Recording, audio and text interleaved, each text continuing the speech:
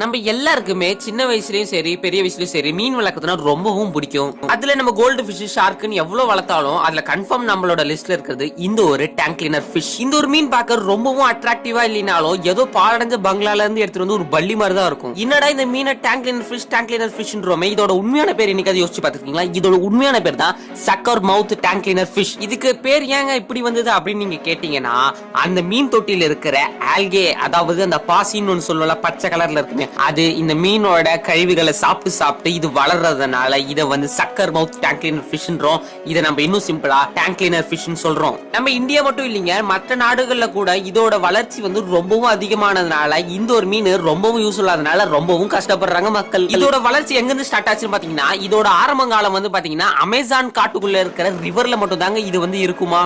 இது எப்ப மக்கள் கண்ணுக்கு தெரிய ஆரம்பிச்சதோ இது நிறைய பேர் இன்ட்ரெஸ்டிங்கா வாங்க ஆரம்பிச்சாங்க. ஆனா இது வந்து ரொம்பவும் அழகா இல்லாதனால, ஒரு மாதிரி இருக்கிறதுனால, இது எந்த யூஸும் இல்லாத சும்மா பார்த்தாலும் சோம்பேறி மாதிரி படுத்துக்கிறதுனால நிறைய பேர் இதை கடல்ல விட ஆரம்பிச்சாங்க. இந்த மாதிரி நிறைய ஏரிகள்ல விடுறதுனால இதோட இனப்பெருக்கம் ரொம்பவும் அதிகமாயிடுச்சு.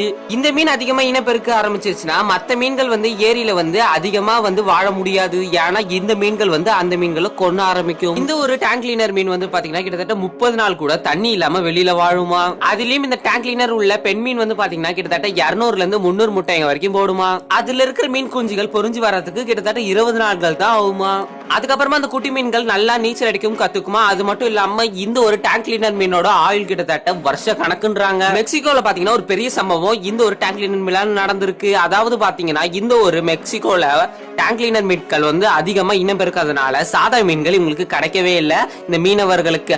அப்ப அந்த மீனவர்கள் ஃபுல் வலையிலும் இந்த ஒரு டேங்க் கிளீனர் மீன் சிக்கிக்கிட்டு இருந்திருக்கு. அப்பதான் மீனவர்களுக்கு ரொம்பவும் கஷ்டமா இருக்கு. அந்த நேரத்துல மைக் மிச்சல் அப்படின்ற இவரு தாங்க ஒரு செஃப் மாதிரி செயல்பட்டு அங்க இருக்கிற மீனுங்களோட தசைகளை வச்சு ஏதாவது ஒரு டிஷ் செய்யணுமேன்ட்டு, இப்ப எப்படி நம்ம ஃப்ரைடு சிக்கன் சாப்பிடுறோமோ அதே மாதிரி இந்த ஃப்ரைட் டேங்க் கிளீனர்னு ஒண்ணு விற்க ஆரம்பிச்சாரு. அதுவும் அகார் ஃபுட் அப்படின்றதுல 2016ல இந்த ஒரு வேலையை ஸ்டார்ட் பண்றாரு. ஆனா இதுக்கான வரவேற்பு கொஞ்சம் கூட இல்லைங்களாங்க. இந்த மைக்கு இதுதான் இவரோட முதல் முயற்சியா. சரி, நம்ம இந்த மீனை வச்சு ஏதாவது செஞ்சு இதை ஃபேமஸ் ஆக்கணும் அப்படின்றதுக்காக இதோட சதைகளை வச்சு நல்லா ரோஸ்ட் பண்ணி அதை நாய்ங்களுக்கு போட ஆரம்பிச்சாரு. நாய்ங்க விருப்பமா சாப்பிட்டதுனால இது வந்து ஒரு டாக் ஃபுட் மாதிரி ஆயிடுச்சு. அந்த டாக் ஃபுட்டுக்கு பேரும் வச்சுட்டாங்க.